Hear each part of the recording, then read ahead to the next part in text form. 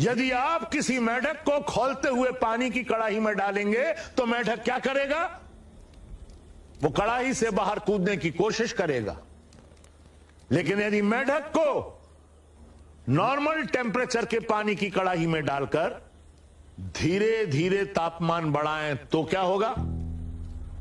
मेढक बाहर नहीं कूदेगा।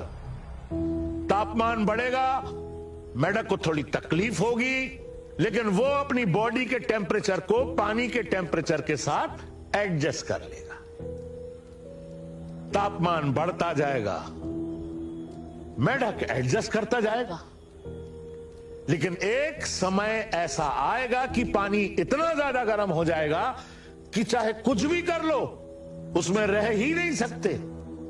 तब मेढक कड़ाही से बाहर कूदने की कोशिश करेगा, लेकिन तब तक वो अपनी सारी एनर्जी, सारा ताकत पानी के टेम्परेचर के साथ एडजस्ट करने में खर्च कर चुका होगा। कूद नहीं पाएगा, उसी खौलते पानी में तड़प तड़प कर मर जाएगा। हम पूछते हैं कौन मारा मेढक को? खौलता हुआ पानी, 100 डिग्री का टेम्परेचर, या मेढक का एडजस्ट करते जाने का नेचर? तीनों।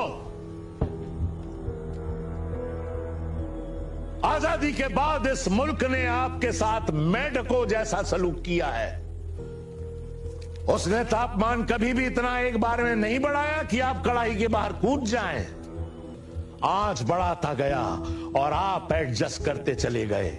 आंच बढ़ती चली गई और आप एडजस्ट करते चले गए, और आज हालात यहां तक आ गए कि हम अपनी जमीन, अपनी इज्जत, अपने औरतों की अस्मिता का अधिकार खोने की कगार पर आ गए हैं। अरे मूर्खों, अब तो कड़ाही से बाहर कूदो। तुम्हारे साथ मेढकों सा सलूक किया है, लेकिन तुम तो मेढक नहीं थे।